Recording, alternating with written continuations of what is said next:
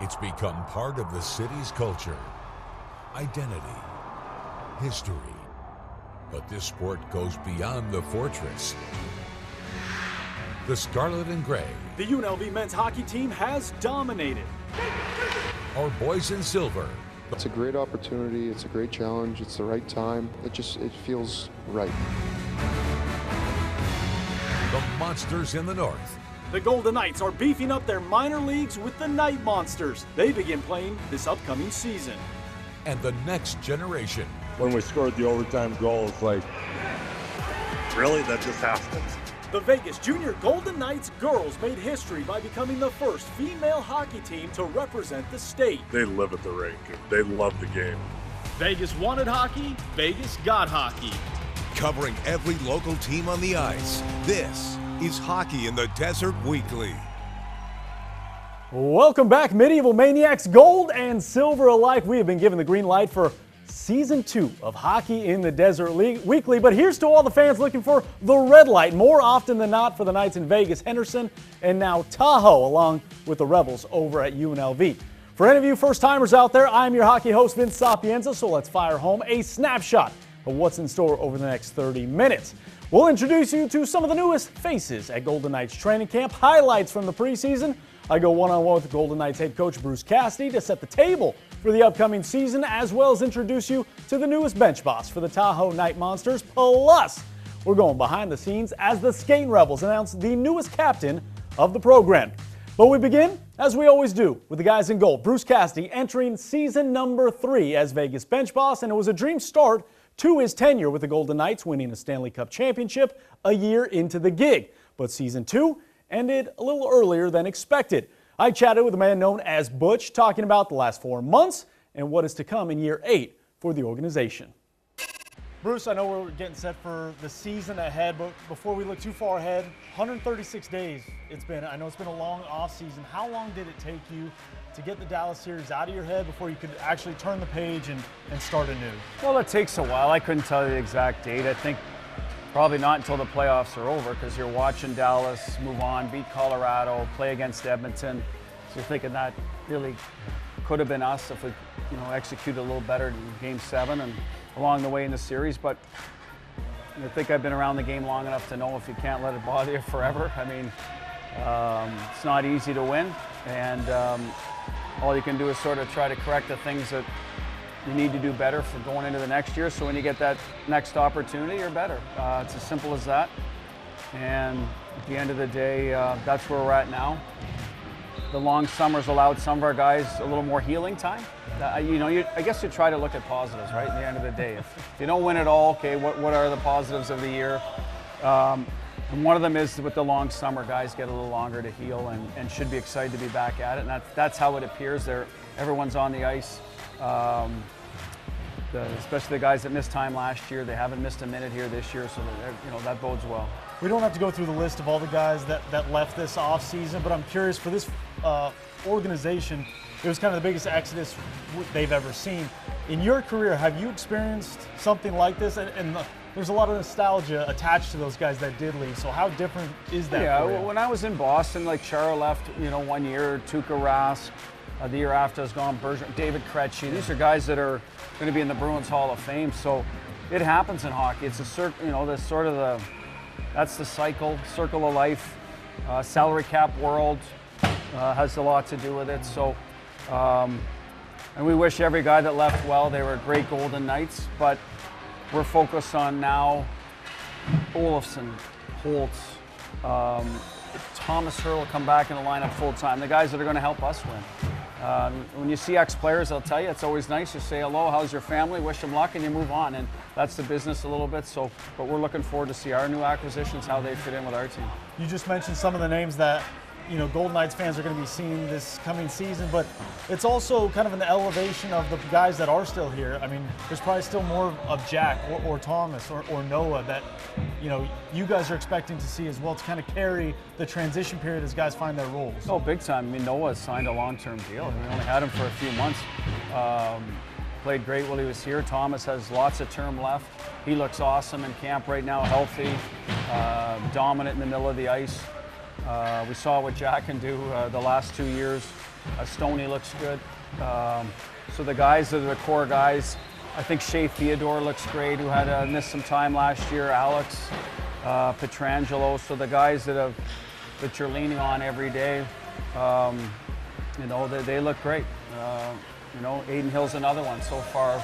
Looks great in the nets that missed some time. So, you know, these are the guys that you're going to rely on to win. We have good pieces around them, but obviously kind of your core guys are the ones that kind of sort of set the tempo for the team and the standard.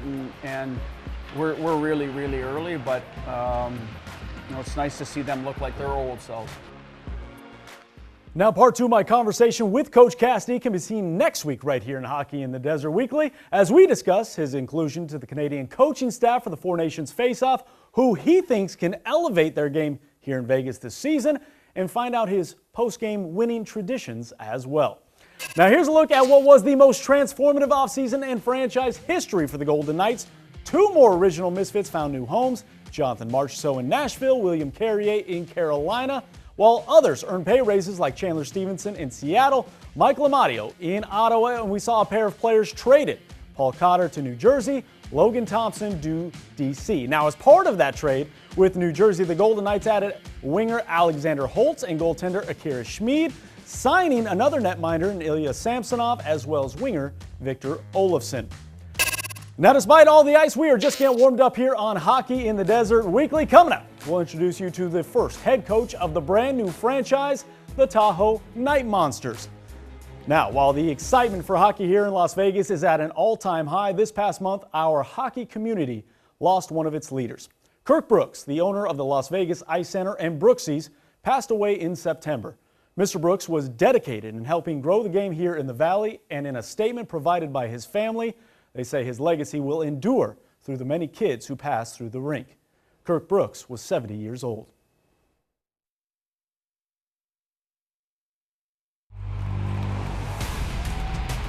You're watching Hockey in the Desert Weekly.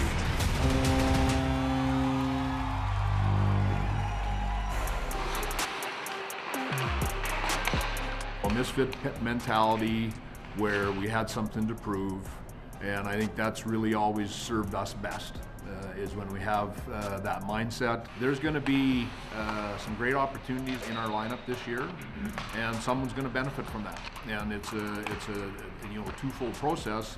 There has to be opportunity, but then who's going to step up and take it? The camp, the preseason games, that's going to be really valuable in terms of getting a look at all of that. Well, welcome back inside Hockey in the Desert Weekly. For the first time in a few years, it feels and sounds like the preseason will have some meaning for the Golden Knights franchise.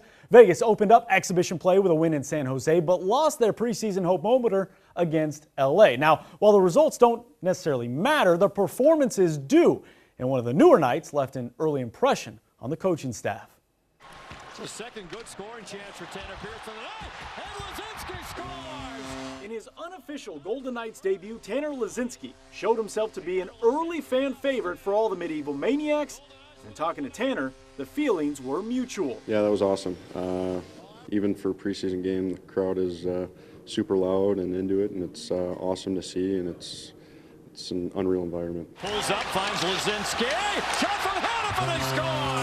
And Lazinski was a big reason for the noise, scoring a goal and an assist against LA, finishing as a +1 with 3 shots on goal. Just trying to make plays. First goal there, great play by Reese. Being strong on the wall, driving it up, and then Hanny just got open on the outside. So, and then obviously just a little bit of a pizza there on my goal. Just beneficial spot to be in, but yeah, it's good. It's a little bit of a confidence boost for me personally, but like you said, obviously anytime preseason, regular season playoffs, you want to win a game, so that's what it comes down to.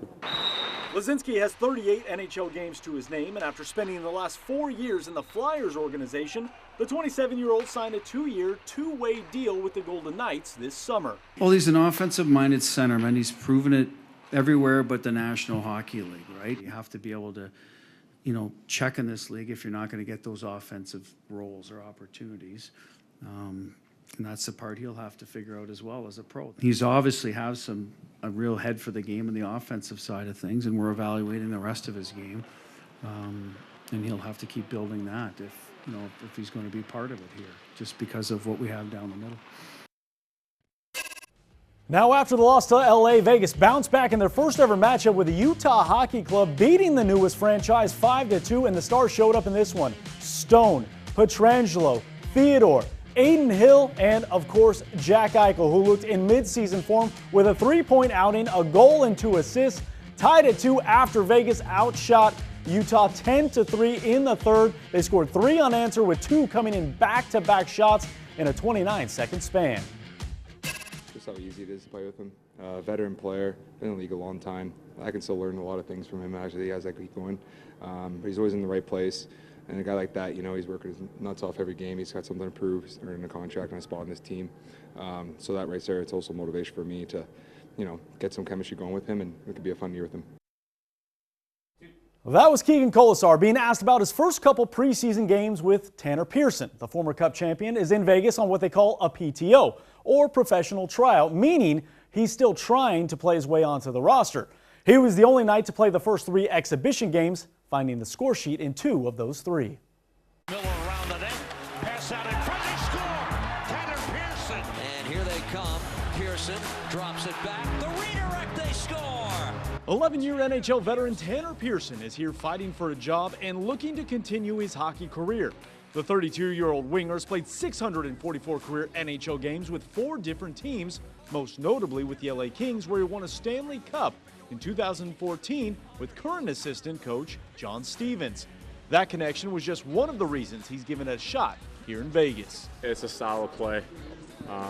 It's a very, I think I've always felt more comfortable in a kind of a Western style of play, and I spent 90% of my career out here, so I think it fits better than when maybe I was out in the East, but still gotta compete. Taking care of your D zone and two-way responsibility and stuff like that.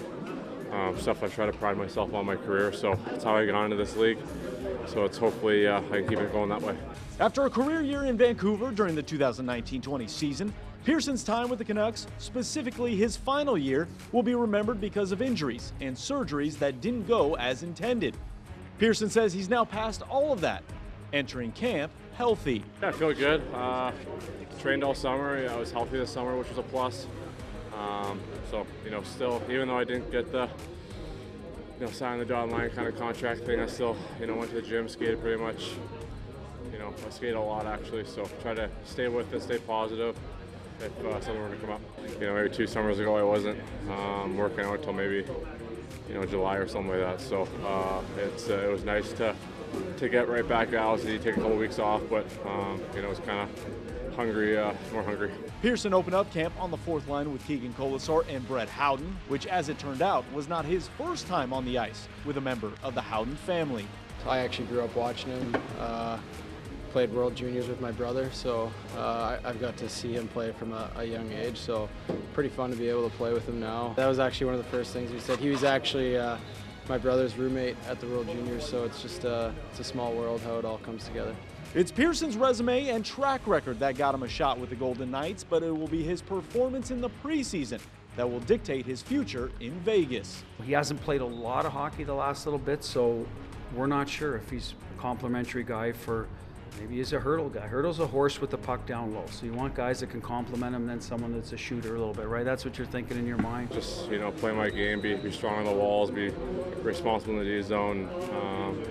Hopefully the offense can show up too, but just play responsible and see where it takes me.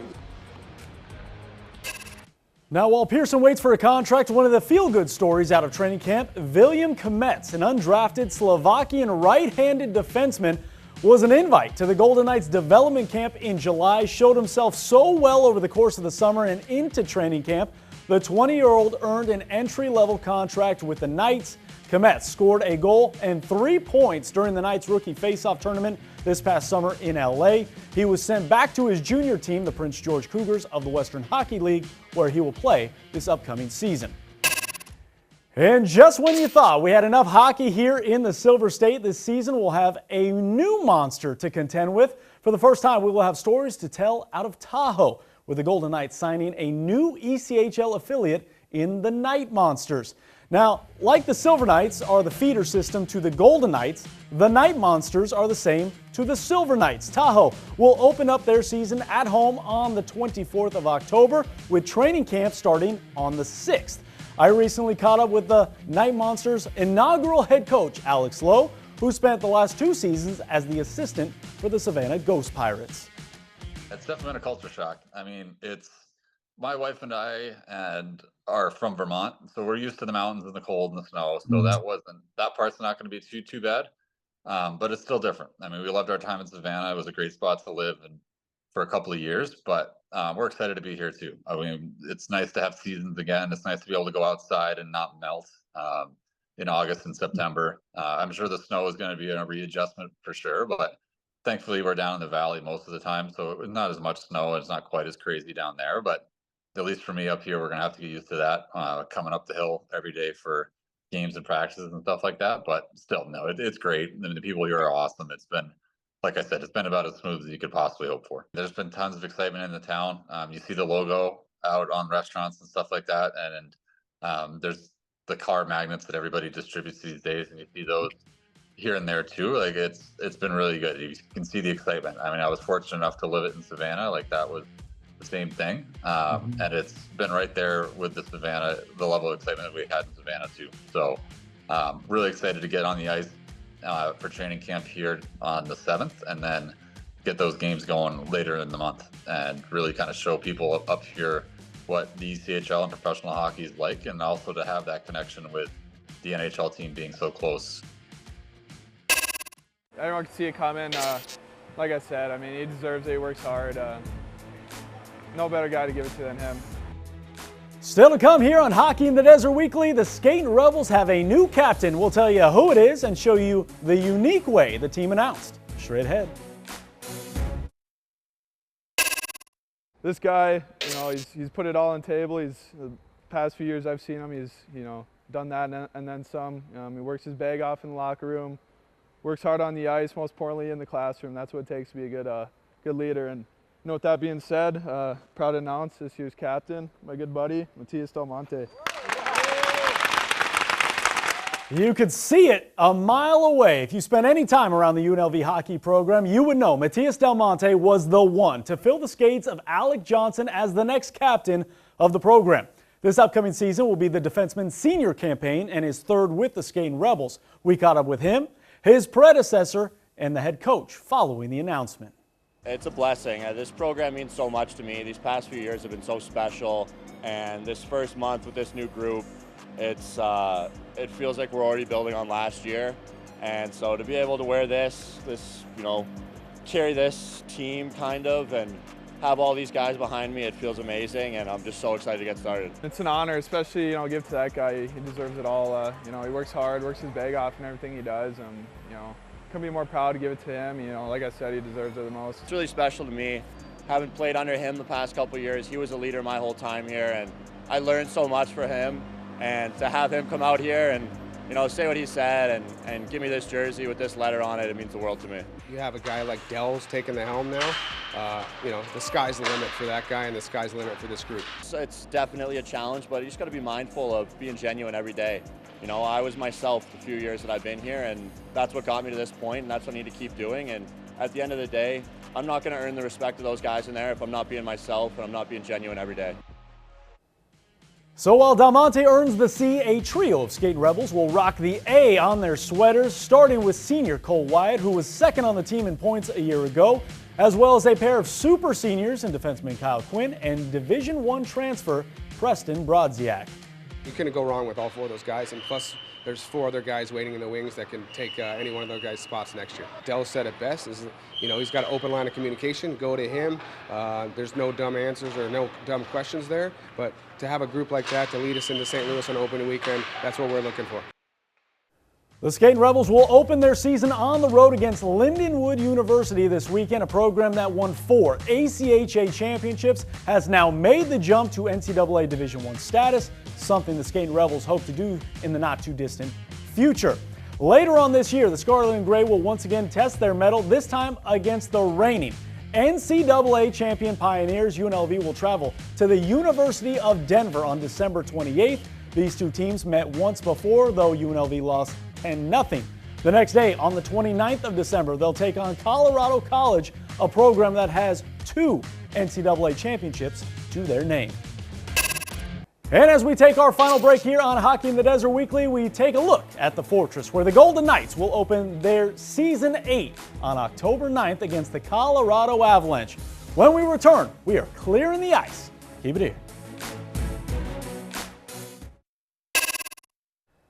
Before we say goodbye this week on Hockey in the Desert Weekly, we always like to clear the ice. Now, normally we keep it light, a highlight, a crazy happening in the hockey world, but instead, for episode 1, we pay tribute to 2 brothers who lost their lives, and they were cut short this past summer. Today, we honor the memories of Johnny and Matthew Gaudreau. Whether it was on the ice or in the community, if you were fortunate enough to cross paths with the Gaudreau brothers, you were better for it. Season opener. The team honored Johnny and Matthew Gaudreau with this video, as many other teams around the league have done as well. The 2 were killed while riding their bikes by an alleged drunk driver the night before their sister's wedding. Johnny, who played for Columbus and Calgary, was affectionately known as Johnny Hockey. He was 31 years old. Matthew was just 29. From everyone here at Hockey in the Desert Weekly, we send our thoughts, our prayers, our condolences, and most of all, a thank you to the 2 of them for everything they did for everyone on and off the ice.